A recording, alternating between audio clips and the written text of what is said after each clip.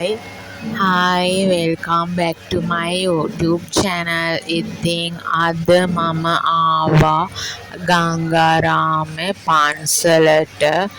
ඉතින් පන්සල බලන්න ආවේ. ඇත්තටම පන්සල ගොඩක් ලස්සනයි. ඉතින් මුලින්ම මේ පැරණි බුද්ධ ප්‍රතිමා වහන්සේලා වැඩම සිටින ස්ථානයට ආවේ. ඉතින් ඇත්තටම හරිම ලස්සනයි පන්සල. දැක්කම ආස හිතෙනවා, හිත නිවෙනවා. ඉතින් මම ඇත්තටම අද වැඩ ඇරිලා ආවේ. ඇත්තටම ඔෆිස් ඉවරුනේ හවස 5 ඉතින් 5 ඉවර වෙලා තමයි අද ආවේ පන්සලට. ඉතින් පන්සලට එද්දීම වෙලාව කොහොමත් 6:30 විතර වුණා. ඉතින් ටිකක් රෑ වෙලා දැන් පූජාව තියෙන වෙලාව. ඉතින් ඇත්තටම හවස 5ට කලින් වගේ එන්න තිබ්බනම් හොඳයි. ඉතින් ඒ වුණාට ඉතින් රෑ වුණා එන්න.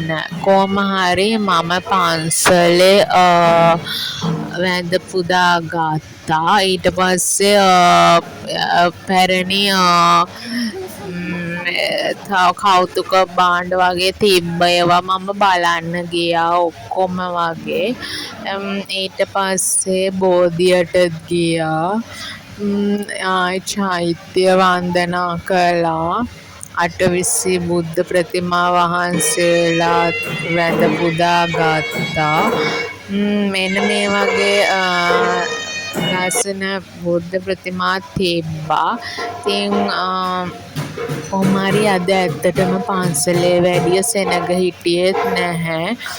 ඉතින් ඇත්තටම මේ පන්සල ගොඩක් ලස්සනයි. යන්න ආස හිතෙන පන්සලක්.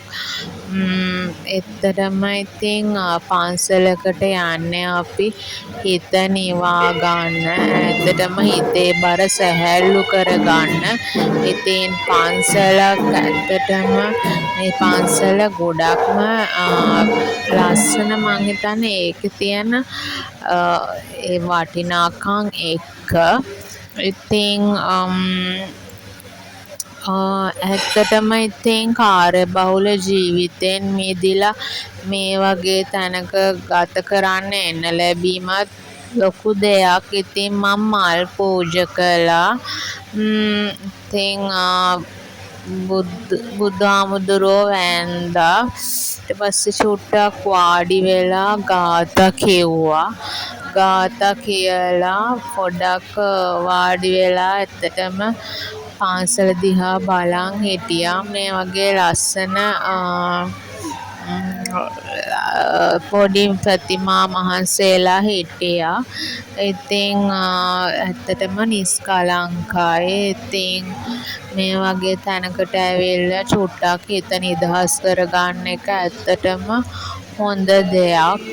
මං ඉතින් වැඳලා පුදලා සේරම ඉවර වෙද්දී ඇත්තටම වෙලාව රෑ 7:00ත් පහුවෙලා. ඉතින් බස් එකට යන්නත් ඕන. බස් එක මේ දවස්වල තෙල් ප්‍රශ්නත් නිසා ඉතින් ඉක්මනට ඒක නිසා මම බස් එකට යන්න ඕන නිසා පන්සලෙන් වැඳලා පුදලා එළියට එන්න හිතුවා. ඉතින් අදට එච්චරයි. එහෙනම් that's it then bye. එහෙනම් මගේ channel එක subscribe කරලා තියාන්න. අපි ආයෙත් හමු වෙමු. එහෙනම් ඔබ සුබ දවසක්. එහෙනම් bye bye.